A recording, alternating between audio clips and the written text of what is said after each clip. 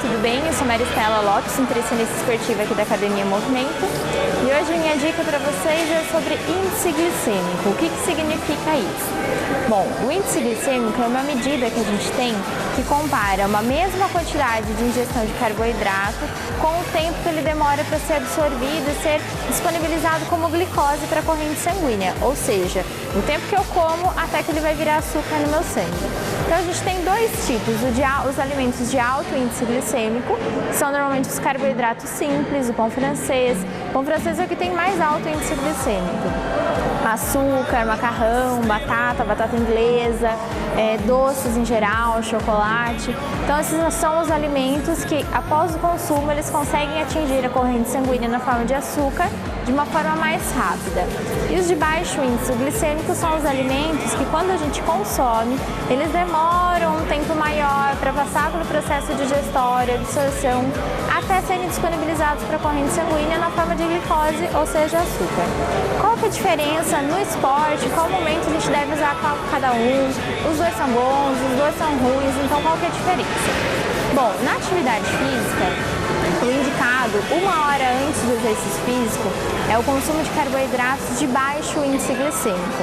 A batata doce cozida, que precisa ser cozida na água, não pode ser feita a métodos a seco, tipo assada no forno, no micro-ondas, porque isso aumenta o índice glicêmico dela.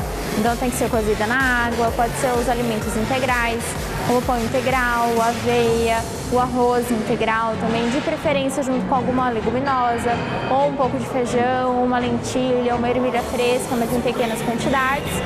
Então esses são alguns exemplos de carboidratos de baixo índice glicêmico que devem ser consumidos 1 hora antes de uma atividade física. Por quê? Porque durante esse período de 1 hora dá tempo de ser feita uma boa digestão, para que no momento do exercício eu tenha esses carboidratos de baixo índice glicêmicos sendo absorvidos lentamente. Diferente do de alto, que vai chegar tudo de uma vez só, o de baixo índice glicêmico vai sendo absorvido aos poucos, mantendo um bom rendimento durante a atividade física. Quando o exercício dura mais do que 1h30 de atividade intensa, então uma corrida, uma maratona, um triatlo, enfim, uma prova de longa duração que não pare, que não tenha descanso, é interessante o consumo de carboidratos também durante esse exercício, que no caso seria o carboidrato de médio índice glicêmico, que normalmente é utilizado na forma de suplemento, que pode ser a maltodestrina junto com uma dextrose, que são dois tipos diferentes de carboidratos diluídos em água. Normalmente tem um sachêzinho de gel, mas ele tem que ser acompanhado de água também. E último caso, após o exercício físico, na maioria das situações, não é uma regra, mas na grande maioria delas é indicado os carboidratos de alto índice glicêmico. Por quê? Depois do exercício físico, tudo que tinha de carboidrato já foi usado durante o exercício. Então a gente precisa de alto índice glicêmico, que vai ser rapidamente absorvido pelo meu corpo e disponibilizada essa energia para a recuperação. Então depois que a gente já treinou, o corpo quer recuperar os estoques iniciais para uma nova sessão de treinamento, no caso. Isso pensando num atleta, numa pessoa que faz uma atividade física. Então, nesse caso, o carboidrato de alto índice glicêmico.